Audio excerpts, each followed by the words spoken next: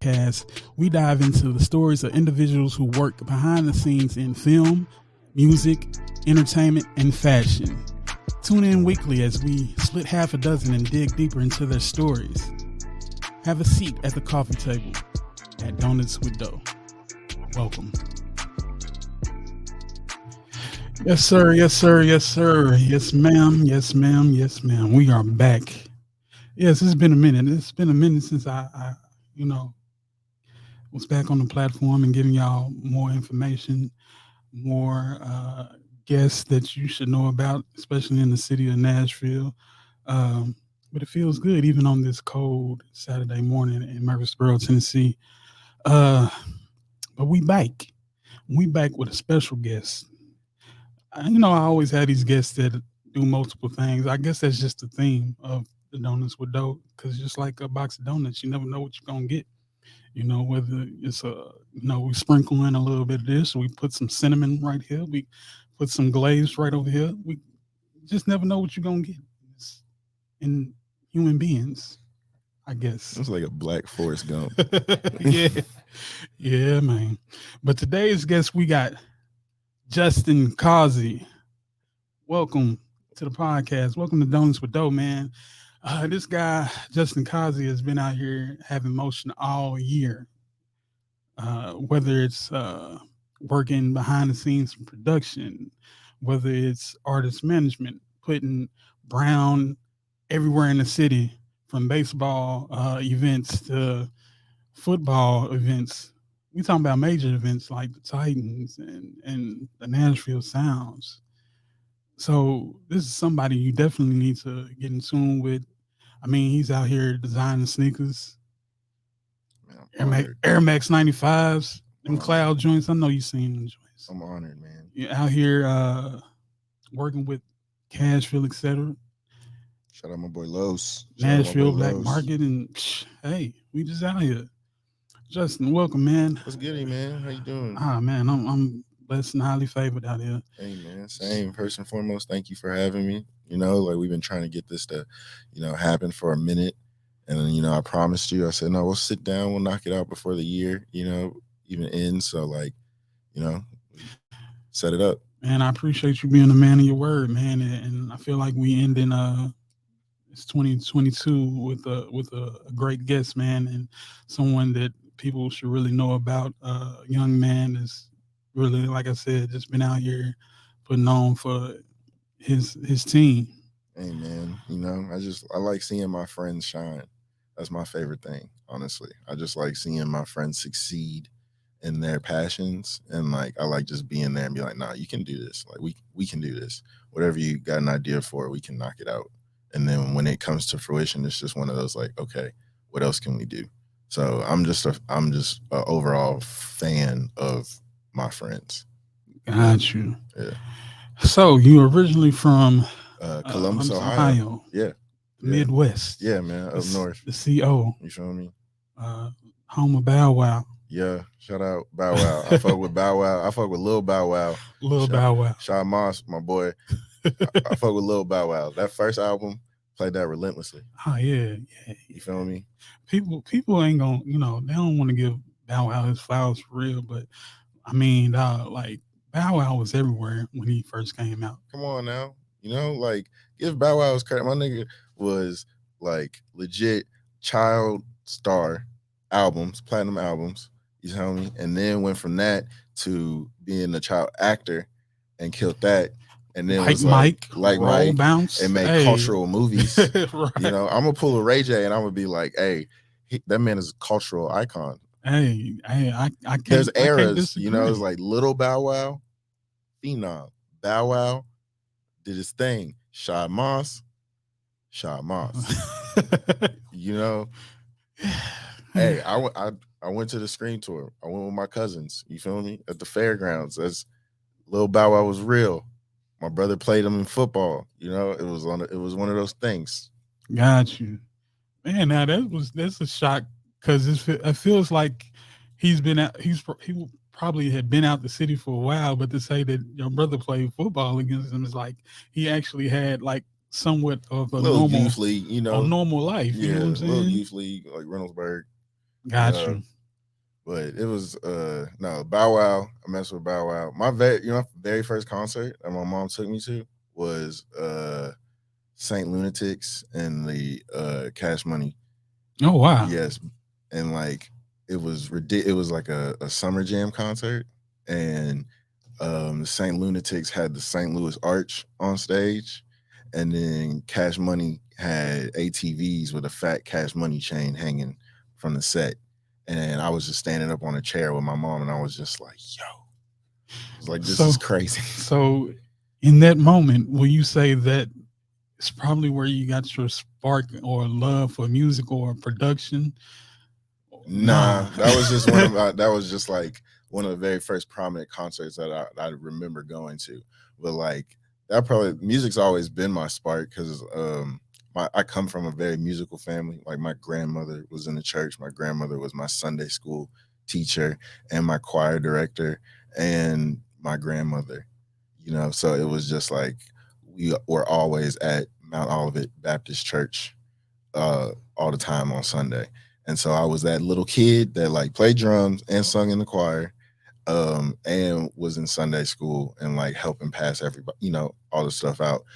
So and my uncle was a drummer, and my cousin was a drummer, and my dad's side related to Tina Turner. So Okay. it's like, Nutbush, like Tennessee. yeah, so it's like there's like very musical qualities in our family and that have just always seeped through. And for me, it was just kind of like it naturally happened because I in high school I played basketball, I ran track, and then I quit football and was in the marching band and played drums for my high school drum line. And then that led me to TSU to play for uh, the aristocratic bands because I was like, I want to play for HBCU drumline. And then I just started surrounding myself by music. But like the little trinkles that I realize now is like I used to throw parties in high school with my friends Hmm. because like I went to a predominantly white high school, like a predominantly white suburban high school where all the kids wore like Abercrombie and like Hollister and all that. And they had bar mitzvahs, and they'd be like, hey, can you guys DJ our parties, And then we were like, oh, well, hell yeah. So we was DJing in like, fat ass cribs and just like giving them different types of music. And then we were like, we can do this, So we would like go ahead, promote flyers and promote it throughout the week at school. And we rent out this little Lions Club that was down the street for like $100 on a Saturday night. And it would be like, all right, cool. No, Friday, we would do it Saturday because the football games would be Friday. So then Right. the Saturday, everybody would come there after. And so we would just promote it all week at school. And then I had two friends that are twins, Travis and Trent. One would play like house music and like electronic and rave music, and then the other one would just play like hip hop cuts, and like I would do hospitality and host and like do the bar downstairs and like get people in the door, and like that was just fun stuff for us, like we would just put ideas together. And then in college, that just kind of happened because I was always around musically inclined people, and like I did a blog and was hosting open mics and spoken words because when I came to Nashville, it was like how to get an understanding of where I live somewhere new was like getting out into the community and understanding the community. Because I learned that in high school is like you can't really have an appreciation for where you live until you learn the history of it. So I was like, okay, if I can get out from TSU's campus and like really know what goes on around Nashville and like on the city, then I can really have a feeling of this place and call it a home. And like that's how I just started meeting, Los and Mike Carney and Jamel Gooch and like Delisha and just everybody here that was doing something like Thaxton Waters, just Alicia Bud, like all these people here that just lived in Nashville in the city and just like building genuine relationships with them. And then like the music thing took over when I put together a festival with my homie Mike, Freedom Fest at Hadley Park, and we were just, it was kind of like Bonnaroo for Nashville. Like we wanted it to be artists inspired, people to come out and hang out, paint, vendors, then performers from local artists.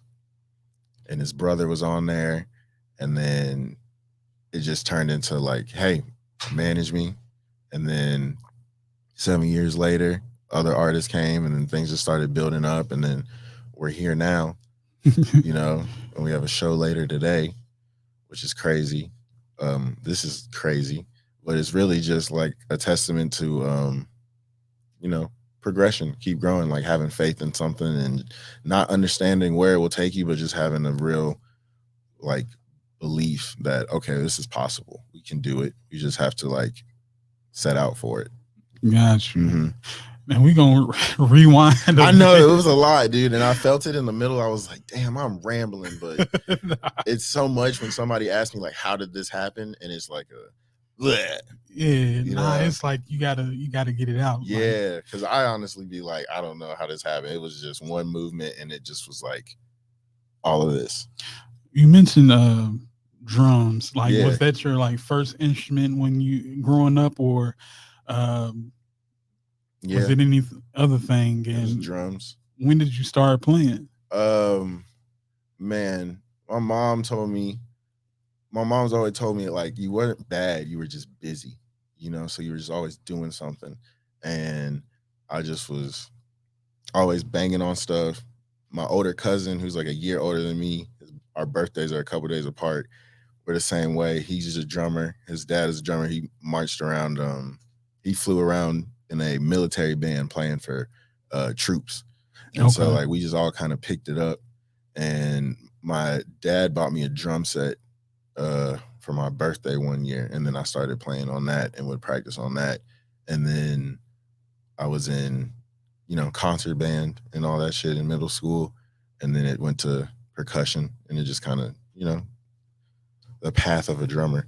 Yeah. So you grew up in a musical household. Uh, was there any siblings? Are you the only child, or So I'm the only child with my mom. I got a younger sister, okay? uh, G baby Gabrielle.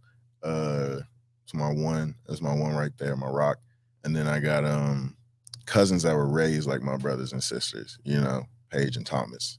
And so like those are my older. They held me down, looked over Okay. me. Mm-hmm. So were you the only? Well, you're the only one that really picked up music and really stayed with it, or Yeah, do you have? yeah, because it's funny, dude. Because like when we were younger, living in Ohio, this is how crazy like our family was set up. So it was like my grandmother's house, and then right next door was my aunt Betty's house, and that's where Thomas and Paige were at. And like down the alleyway was my pawpaw's house. So it was like just a street of all of us, and so we would all just be getting picked up after summer camp or whatever, and we would be at our grandmother's house. Then we hop the fence and be at my aunt Betty's house, and then we go down the alleyway to Pawpaw's house. So it was just like boom, boom, boom, boom, boom. And my older brother Thomas, he was like the artist. Like he played baseball and he liked to draw.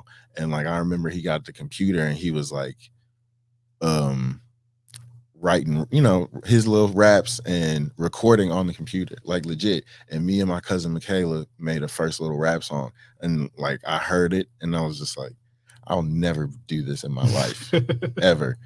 But like that was the first experience of like music. And then like I remember that very vividly because it was like he literally sat there and we sat in the living room and like we're writing raps to this little beat on a computer. And he was so hype and we were just so hype and we were just performing it. And it was just like after I heard my voice back, I was like, no, I'll never do this. And then those are just like little trinkets, of it. But I was the musical one in the I was musical in the house. My grandmother, like she had a piano in the house and like she would play it sometimes. Um, and my papa, like he liked jazz. My mom, she always had music playing. I remember riding around in the car with my uncle June, and like he'd always have like the jazz station playing in all his cars. So it would just be like instrumental jazz everywhere we drove. And that's why like I really genuinely like playing 88.1. If I don't want to listen to anything on my phone, I'll just have 88.1 playing and I'll drive around and just have that like soundtrack my drive because I'm used to that. Got you. Yes. Can you remember what your first CD? Yeah, I say CD that you bought. Mm, man, because I've had so many CDs.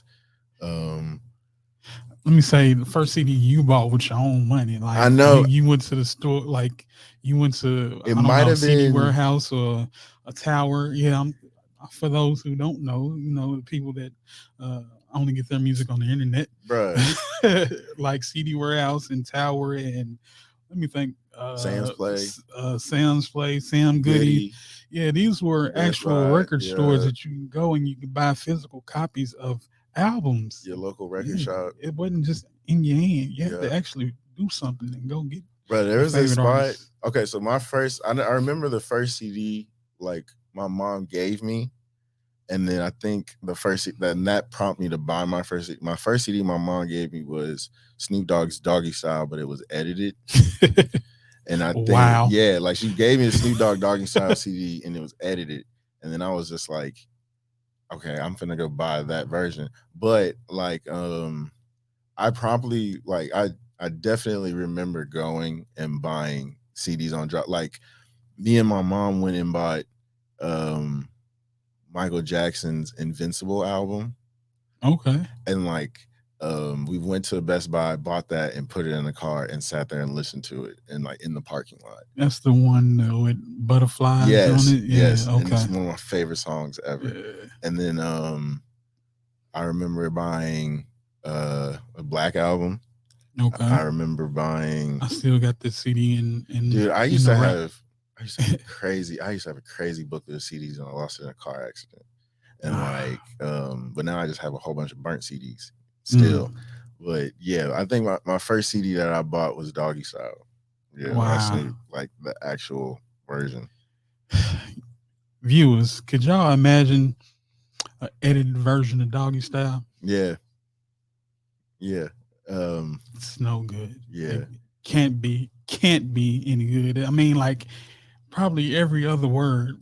Like, yeah, like I know my my young self shouldn't have been listening to Doggy Style, and yeah, yeah, I was probably what Doggy Style came out in 93, 94, maybe.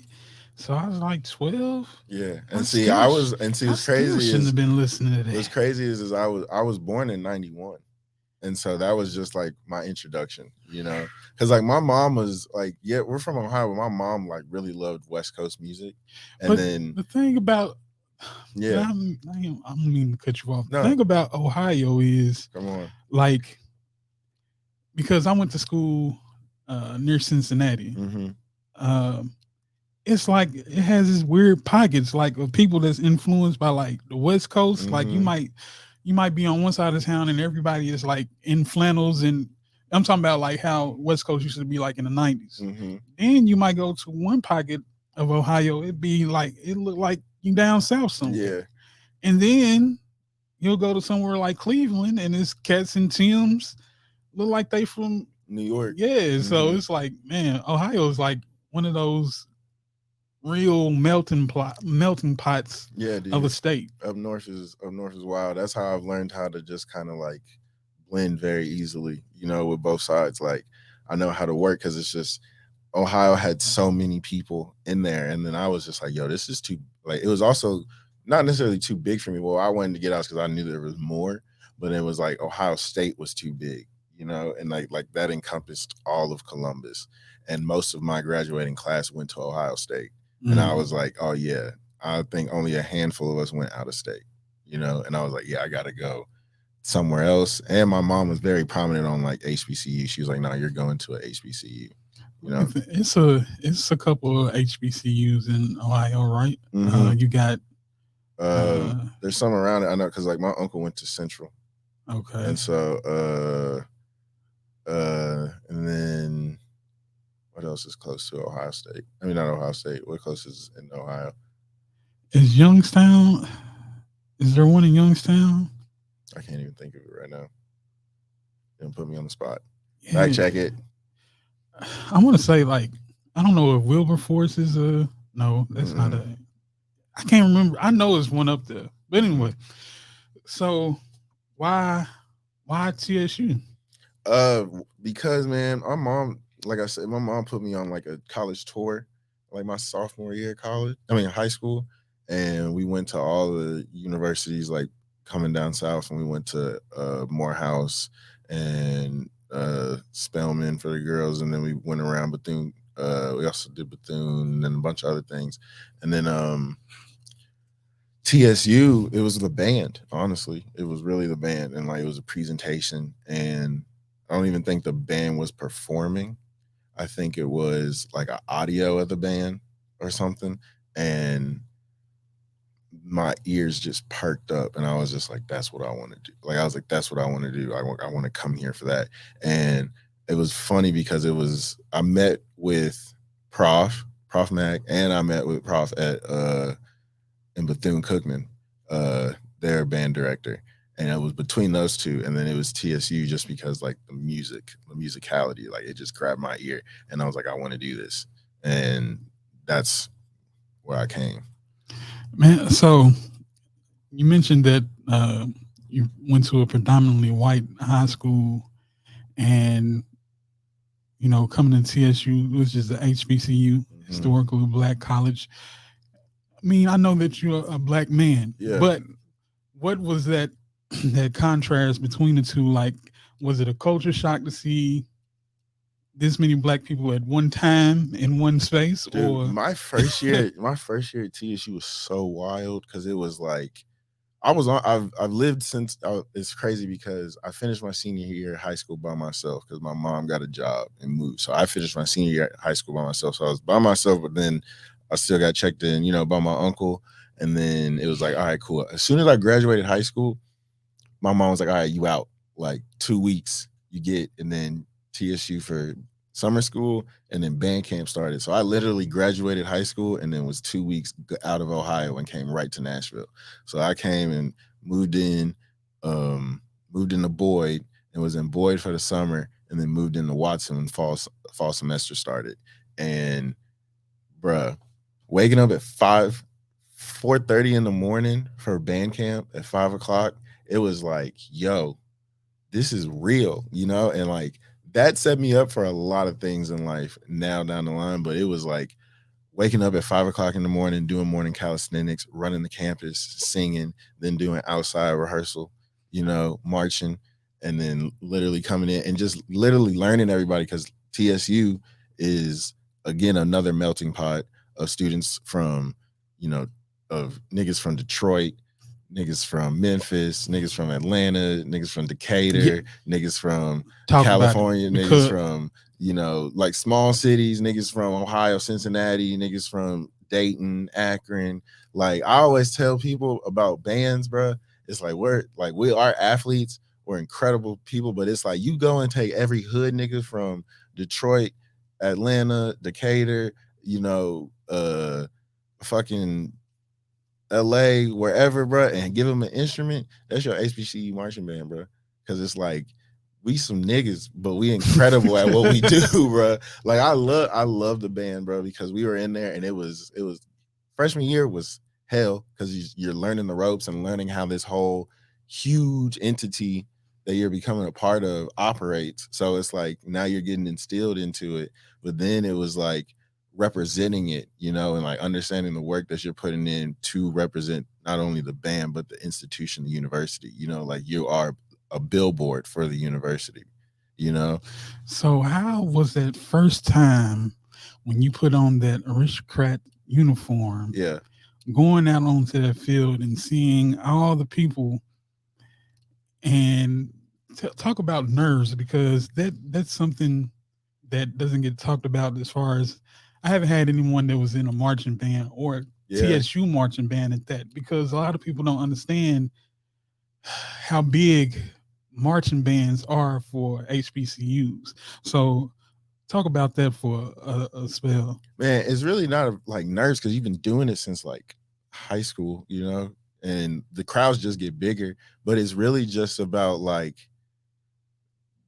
that moment and just going through it. Like there's been times, bro, where we'll show up and we'll be in the stands and we'll go through it and we'll be like, dang, that was a fast halftime show. Like that was quick, but we've been doing it. And it's just like the preparation with Prof Mac and,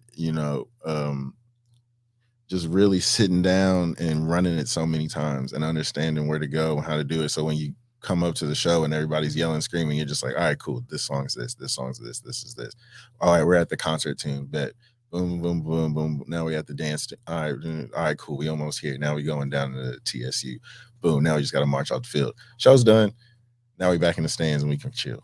You know. And my favorite thing, like honestly, what I miss the most about the band, and I love it, is band rehearsals, like in the band room and then in the stands. Like being in the stands and like playing tunes, like playing songs is incredible, bro. Because like when you hear it and you hear the different sections and like the melodies and hearing people really going crazy and then percussion's just in that pocket, it's another experience playing that music out loud, dude. Like it's just fun. Like when we were in the stands playing Marvin Gaye and Chardonnay by Big Sean, like that song musically, it hits, it's large, and it's just like the tubas are right next to you. It's just a different feeling when you can like really experience playing the music out loud. Man, Yeah. like that's something that um I wish I could have experienced in my college. Like maybe I don't know Mhm. even I don't even know what instrument I would have played, but I always felt like You look they like a tuba yeah bass they would have drummer. put me on to You look a like a big tuba dude bass drummer. swinging that Hmm. big drum around like that, Yeah.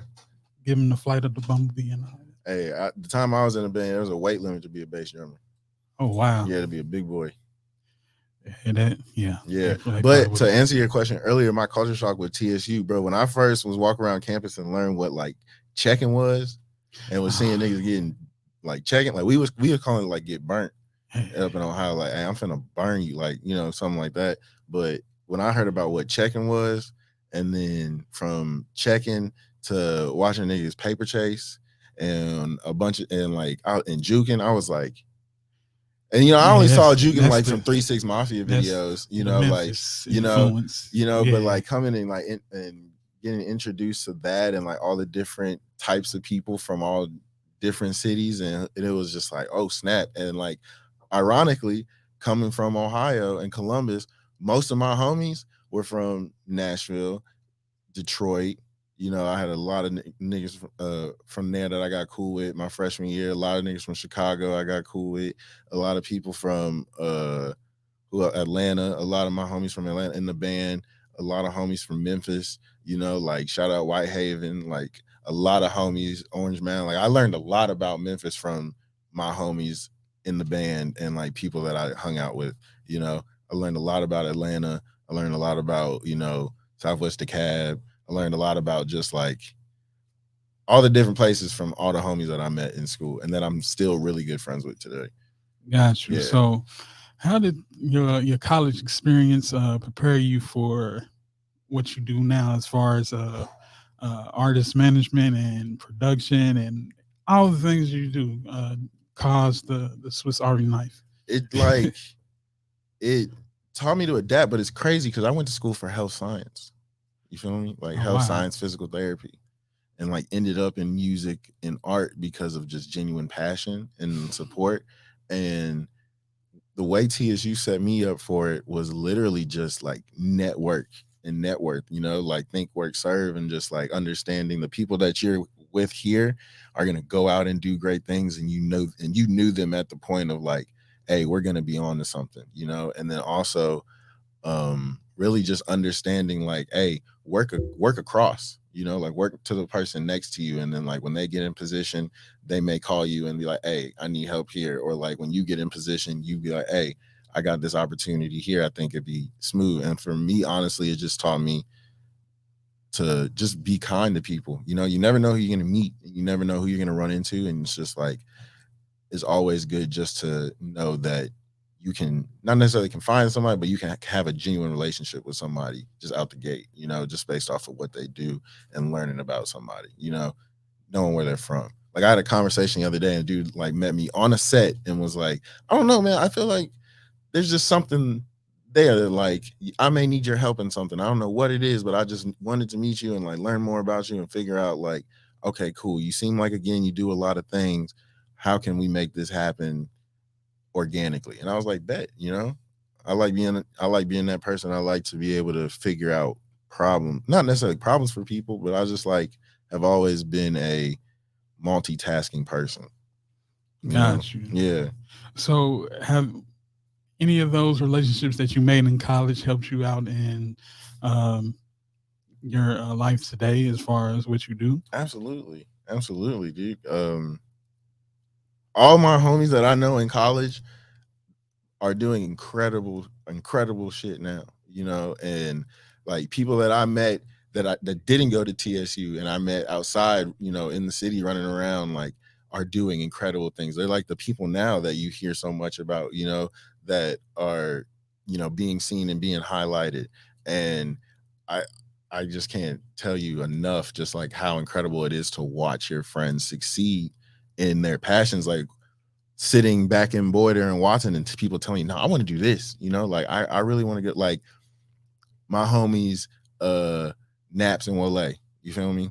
Like them are my homies day one, fifth floor, Watson Hall, you know, like I drew on Wale's dorm wall, you know, like in there just drawing and doing graffiti and stuff like that. And Tim was the first person I met in orientation. Like he sat next to me and like we would talk and Tim would be like, I'm gonna be a touring drummer, you know? Mm. Like I like nah, bro. And we were on drumline together.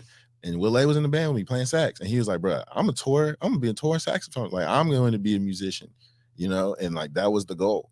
And I remember going from that to them doing street band clan and playing on Second Avenue and playing in front of Sabaros and putting out mixtapes and you know, and then getting on and performing for Rashad the Poet, and then from Rashad the Poet, Adia Victoria, and these niggas went on tour and was opening for Tank and the Bangers and going around and internationally doing shows. And I was just like, Yo, they did it. you Like, spoke it you into feel me? Like, existence. they did it. You know, and then I got other homies that like, I want to work in film before I even had anything to do with it. You know, like I had other homies that work and they working on The Shy, working on Power, working with Disney, working with, you know, huge brands. You got a bunch of people. I got a homie from Michigan, you feel me? Saginaw.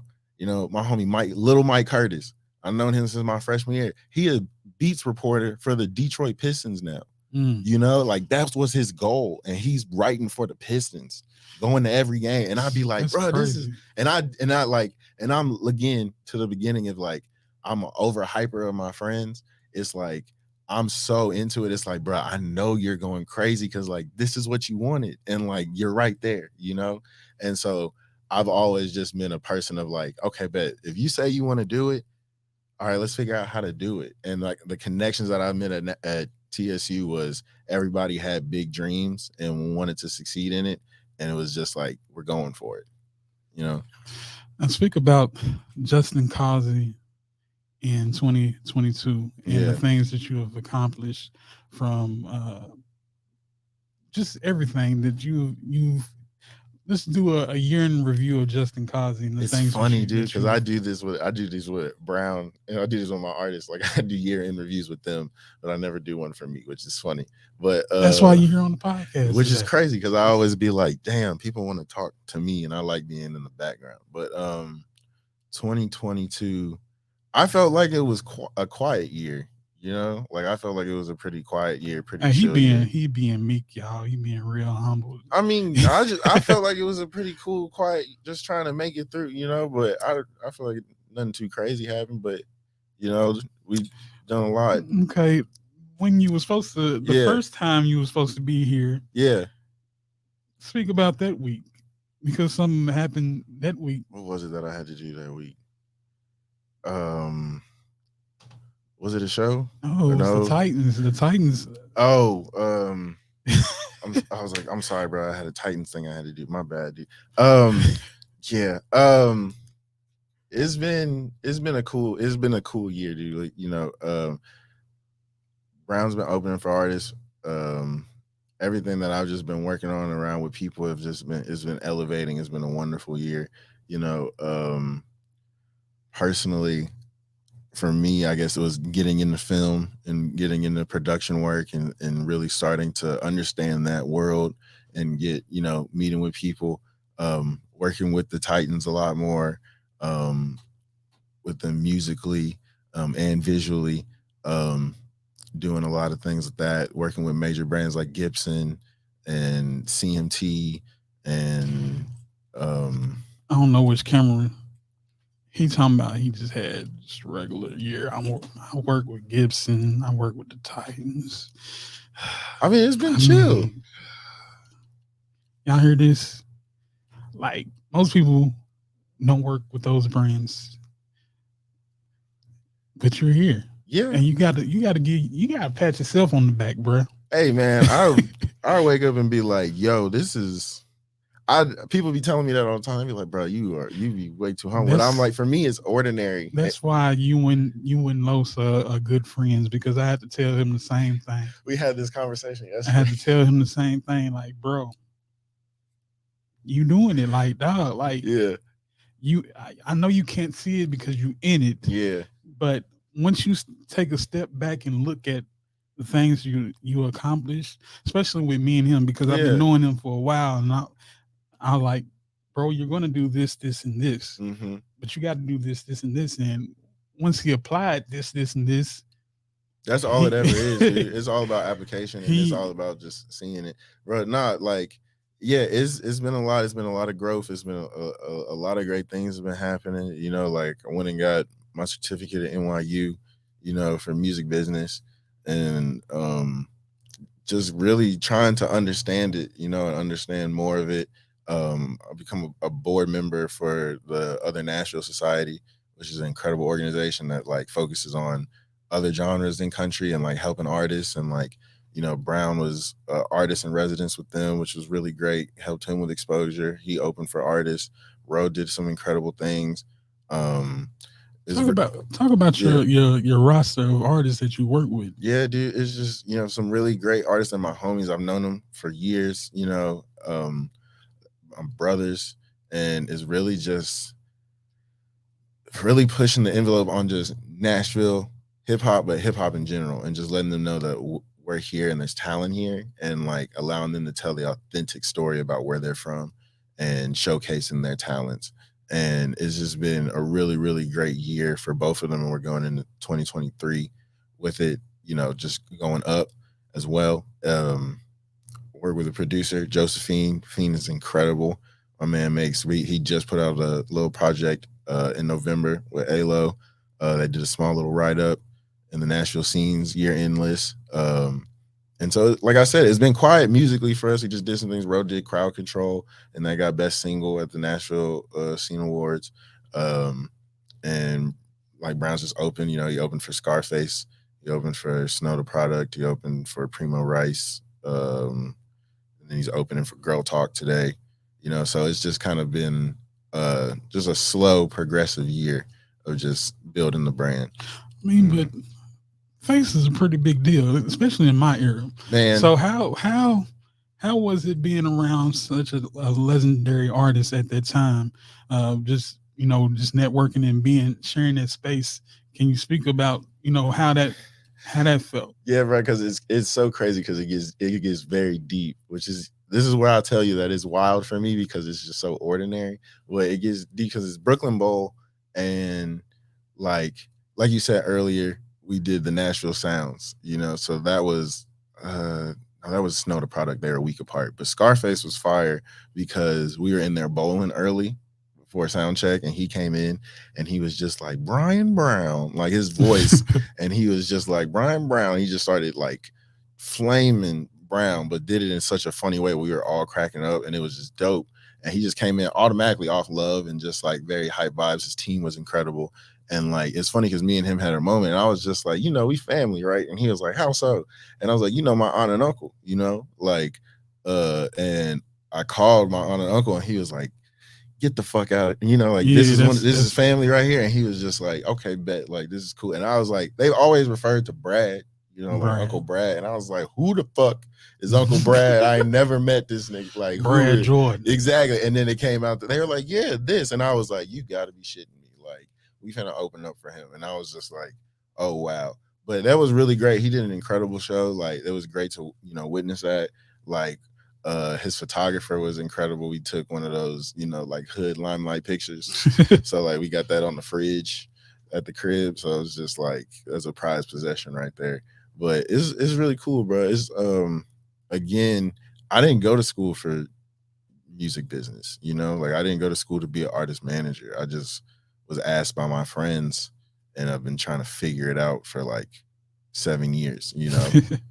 And I just used to sit at the kitchen table and watch hella Rap Radar interviews. Shout out Elliot and them. Yeah. Yeah, man. I want to go back a couple years to Yeah. the clouds. Oh The yeah. the Air Max 95s for 2Ls on the cloud. Shout out to Leisha Shout out Davis. to Leisha. Uh, yeah, just speak on how that came about, how you came about designing a sneaker for Nike, because It's funny a shit. lot I'm of wearing this people, hoodie today. a lot of people, Yeah. really want to get into the industry and don't know how, or don't even Hmm. know where to start. So Yeah. just give us a little bit of insight of that process. Yeah, dude. So in 2019, I designed some Air Max 95s with Nike through a We Are Cultivator Creators program. And it was funny because it was one of those like Instagram ads, you know, like, hey, you want to design, you want to be a footwear designer? Click here. And I was like, cool. I was working at Enterprise at the time. So I went ahead and clicked the link, and it was like a summary form, just like, hey, if you ever want to design a shoe, what would it be like? And what would be the inspiration for it? And I was just sitting there and I filled it out, and the inspiration was D.O.U.G.H. Like I typed it out about the shoe and like why, and then I forgot about it, you know. Mm. And then like um, a couple weeks later, or like a month later, I got a DM from Nike, and they were like, "Hey, your shoe design is due." And I was like, What are you talking about?" And they were like, "Yeah, you were selected for this contest. Your shoe design is due by Wednesday." It was a Monday, and I was sitting there cleaning out a car at Enterprise. So Wow. yeah, so I was sitting down, and they're like, "Here, this is the link. Go ahead and sign up." And I used to work for Nike. Like I used to work for Nike at Opry Mills Mm. after the flood. So I always wanted to be a sneaker designer. Just like I wanted to get up there. Like you feel me? Like I used to be the kid in Nike ID in class designing shoes and never buying them. So That was all of us back in the exactly. day. So I was like, oh, bet this is Well, that moment. I got some of the hardest You, dunks ever. you know that I never bought, but was Right. like, I'll bet. So I was sitting in the rental car, and I was looking at it, and they had like 6 designs, you know, to choose from. It was, you know, Air Max 1, an Air Max 95, Air Force high, extra high. Yeah. Air Force, Air Force 1, the new Air Max that they were pushing at the time, like the 270 or something like that. And then another wild shoe. And I was just like, we in the 95, like we in the South. So I Yeah. went ahead, got it, and then was back and forth with them. I designed the shoe probably in 15 minutes. You know, Okay. like I designed the shoe in 15 minutes of the upper like baby blue shade, like sky blue suede, then the white bottom for the cloud, white on white, uh see-through blue bubble, gray laces, gray inner, and then black insole. And it was just like that was it. And then I sent it off to them, and they're like, no insignia can be on it, you know, unless her lawyer wants to get. And we just went back and forth, and it was like I didn't think it was real until they sent me the sample shoe. Like I didn't think it was real. I thought it just kept being like a contest. You feel me? Like Thought you were okay, getting not dupe, but I thought it was like you keep getting closer to the end. You know, right. like Okay. okay, bet like okay, this design got approved. Now you got to go do this. And how would you plan it out like this? And then it was like, all right, cool. Then it was like this, and then so like it kept going, and I just was like, is this real? And then when they were like, what size would you like your sample size, you know, shipped to you? And I was like, oh shit. And I got them in Delisha size because they were for her. So I got them in her size, and they sent them, and I looked at them, and I was like, yo, this is real. Like I'm doing this. Like I'm actually designing a shoe with Nike. And then it got even more realer when it got to November, because they were doing a week-long drop with other creators. So it was like me and like a class of like 12 other designers, you know, and I'm cool with some of them still, and they're doing incredible shit, you know. Mm. So when then they dropped it, they were like, "Hey, you're allowed to do your activation however you want to do it. Like you can market it, promo it however you want for that week leading up to the shoe release. You know, like you have all power in it, and do it however you want to. Push it. This is all on you. You know, and of course, you know, percentage from it. But it basically was like I told Delisha, hey, I'm doing the shoe in honor of you. I sat down with Jamie and them at Rooted and was like, I want to do the release here. You can buy the shoe, you know, online. It's only available online. We're gonna do an installation. I'm gonna have laid out Nike silhouettes so people can draw and customize their own. Uh, you know, the shoe will be here sitting on some, you know, I went to Walmart and bought pillow stuffing and stuffed it out like it was a cloud and sat the shoes right on top of it so people can look at it. Then I did a panel with Delisha, Gotti, and Ivan just talking about sneakers and music, you know, and just like highlighting them and the history of it and like highlighting Delisha. And that shit sold out in a week, you know, like Mm. sold out in 5 days. And it was really crazy because I was like, this shit is on the page. This is right here. People buying it, like are sending me the confirmation that they bought it. And then days later, the shoes are coming out. And I was like, yo, like people are really getting them. And it still blows my mind now because my mom was at fucking Walmart in Charlotte because she lives out in North Carolina, right? She was in North Carolina and she was at a Walmart and she sent me a picture and she said, I just saw your shoes in the parking lot. And she said, I just saw this lady with your shoes on in the parking lot. And she took a picture and sent it to me. And I lost my mind. Wow. In 2022. And those shoes came out in 2019. Wow. Yeah, and you can't even like what's so crazy is with that specific color tone, like this like sky blue color tone, like you can't even get that, like they discontinued that color after that. Like you can't do it on Nike ID. Because I had friends that were like, I tried to make them and the blue's not the same, you Mm. know? And that was a one time, like they only released for that week. And people still today ask me, like, damn, how like they need to remake those. How can we get those clouds back, you know? Uh, all you gotta do is press a line, and like I'm pretty sure if it's in demand, they will do it. Hey But you man, know, I like to go harder and work with them. I just give me a dunk, give me a dunk or a Jordan 1. well then you got to do the donuts with dough dunk Ah if that man, happens. a Because crazy donut dough, dough yeah, dunk. yeah, I do like I really do have a thing for like sky blue. Like I have, it's just one of my favorite. Like just clouds in general are just one of my favorite things. So like the sky. So I don't know. I like playing with that bluish color. Oh got you, yeah, man. So let's speak a little bit about the film production and how you got into it, just briefly. And yeah. Bro, that the film shit is crazy because I got into film through the music, mm, you know. So like I got into the music through the Titan stuff, you know, and like working with them, all incredible people. Shout out them. Uh I'm working with them next week. But it's like um I got into it because remember we used to ride bikes around the city? yeah, Like we were riding bikes around the city and we did that big ass Juneteenth bike ride, you know. And word got to one of the creative directors of like, hey, there's these guys they ride bikes around the city. Like we want to have them in a video for like the Titans. So they hit us up and we were there. We were just riding around, riding at 6th Ave and then riding downtown and they were just getting footage and we were just talking, hanging out with the crew and talking. And then that relationship kept growing and they kept calling us back just for like other little projects, you know, like, hey, can you guys do this? Or like, do you know anybody? And then um we then we got Brown in, you know, because they wanted an artist, like they wanted a rapper for a video. So then Brown was featured in it. And so from there, I was talking with the production team and all that.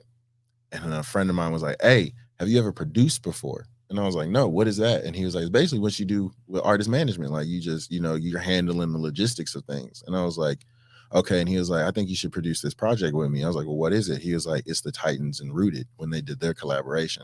And he was like, help me produce the shoot. And I was like, okay, bet, tell me what I got to do and I'll do it. So like casting the agents, casting the kids, riding the bikes, finding the locations, finding the church, getting the extras, like handling all of that, the paperwork and getting all that done. And then he was like, hey, all right, cool, we did it in a day. And then it came out the following week. and it was like that was my first entry into like the production world as working on a set, you know, other than somebody filming me or like having somebody else get filmed. And so when I did that, then it was, have you ever PA'd before? And I was like, what is that? You know, like they literally asked me, like, have you ever done? And I was like, no. And so he asked me, have you ever PA'd before? And I was like, no. He was like, it's production assistant. He was like, do this shoot with me. And it was AT&T. And like for 3 days, I was on set with like doing an AT&T commercial, and it was just learning about, like, literally it was like smack dab in the middle, you're thrown into it about how the production world works, like entertainment production. And it was like, and what was crazy is it was like an all-in-one production. It was an ad, it was Instagram digital commercial, it was like a comedy inspired spoof, so it was like working on a comedy show, it was short filmed interview, so it was like all of these things in once that was getting shoot over 3 days. And I was like, yo. And then in the process of that, I played a music supervision role and got one of Rose's songs in the commercial, you know, while being on set and being like, yeah, I work in music too. Like, and we had a dancer and I played the song and he was like, I like this. And they were like, we like this, and got the song in the commercial, you know? And so it was like that stuff happened. And then again, your name being around it and people just referring you, that after those two jobs, bro, then it just started going up and people just started calling me and being like, hey, are you available for this job? Are you available for this job? Can you hold a date for this job? Can you like do this? And like I've come up on a year this month working in production. I just was at a production holiday party yesterday and it was incredible. It was lit. Brown was singing karaoke, going crazy.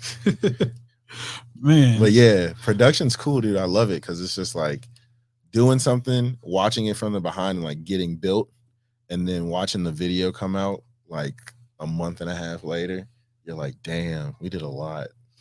Now you also have a radio show on WXNA. Yeah. You can speak about that a little bit before we get out of here. Oh yeah, dude, man. So WXNA, again, shout out to them. I got blessed to be on that show because somebody was like, "You should have a radio show," and I was like, "Okay, bet." So they taught me how to do that. Shout out Erica, my auntie right there. She was my mentor at WXNA and taught me the ropes. The Corner is a radio show on 101.5 WXNA from Mondays 5 to 7.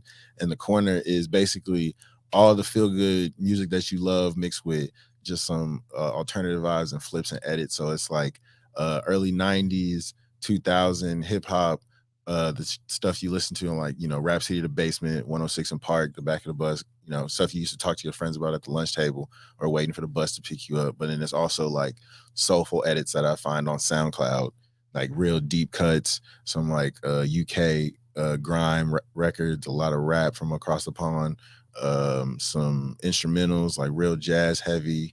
I start every show with like a krungbin or like smooth jazz intro to like set the tone, and then we get into some hip hop, and like they're 30-minute segments. And then I also like got a squad block at 6 o'clock at the top of the hour where I just play all local hip hop for like 5, 6, 7 songs, and then I mix it into like UK hip hop.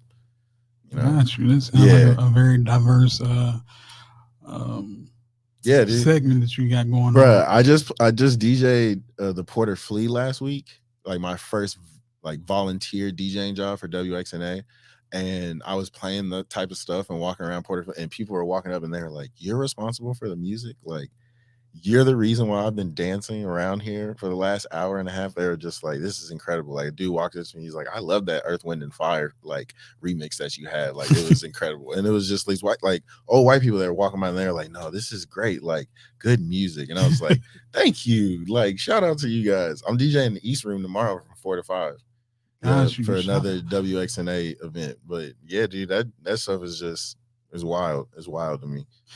Man, before we get out of here, I have a segment on the show. It's called Half a Dozen. Okay. And it's like, are these real donuts? Oh, yeah, bro. All right, because they sitting here. I'm like, are these props? No, it's not props, bro. And like, I can't even open the box. You're supposed to have it pre-cut. Must be a sign. Yeah. But anyway, we don't have an official sponsor for this part of the show.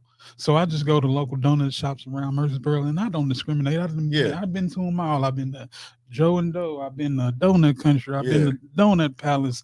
I've Shout out to them. Been all the way down to Evil and got shoot, I can't even remember the dude's name. It was a Mm-hmm. black owned donut shop down in Eagle. Yeah. Yeah, I don't discriminate, but it's called Half a Dozen, and Okay. it's where I just pick the top six of whatever category I pull out the sky, and you tell me, what your top six of this is. Right. Since you work in the music industry, you kind of follow people that do interviews and that type stuff. Mm-hmm. I see you on Twitter. Yeah. So give me I say your top six creators, and when I say creators, I mean that could be a journalist, that could Mm-hmm. be a designer, or it could be anything just within that creative space. Top 6 creators right now. Yeah. Damn, that's so crazy. Um, okay. Um, first, first and foremost, somebody I think is fire. Damn, it's so many because there's so much popping off. Is it? It doesn't have to be like any local or any small. It It can doesn't be be. It local, it can could be be, huge. Like okay, yeah. all right. Top 6 creators that I think are fire with along the realm. Um, damn, all the homies, everybody. Okay. Yeah, I'm putting pressure on you, I buddy. know, dude, because it's like as soon as you said that, it was just like a Rolodex and everything was just rolling so mad crazy. Who's somebody that I just really love, and I'll be like, damn, they go crazy. Um, right now, okay. First in fashion, Luigi. Luigi is going crazy. He's got Rude, the clothing brand. His fashion show was great. His just collab with Lamborghini was dope. So that was pretty fire. Jerry Lorenzo, um, Zan. Zan is coming for niggas. Zanny is coming for niggas. The way she's tailoring her clothes, she's smacking. She just had a crazy blazer that I saw the other day, and I was like, "That's fire." Um, who else?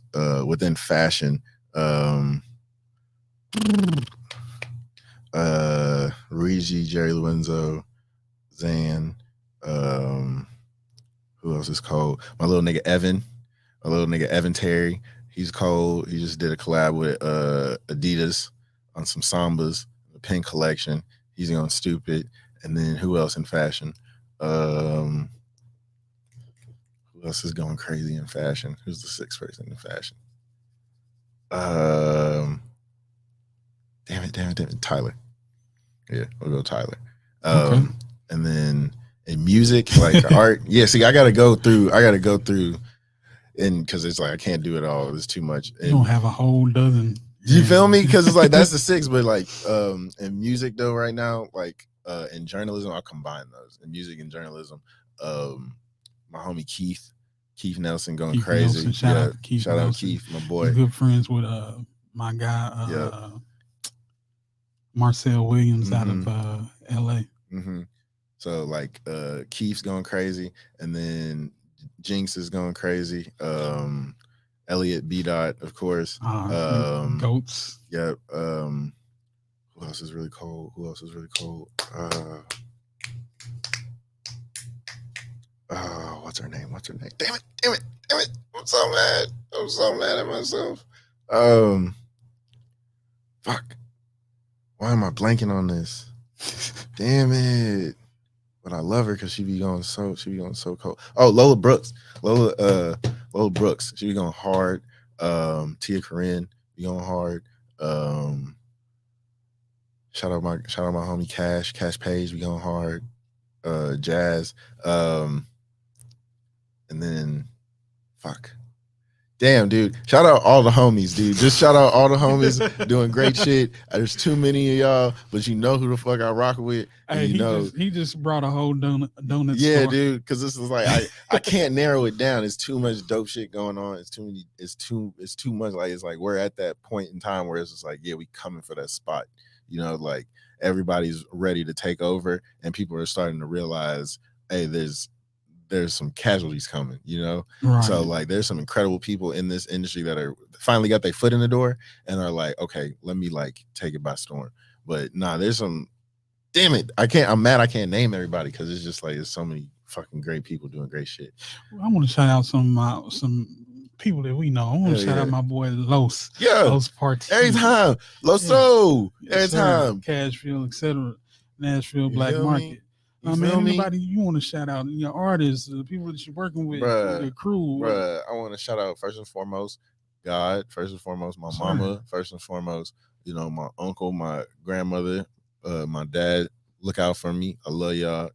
Everybody that's watching over me, praying for me. But of course, brother, family, the homies.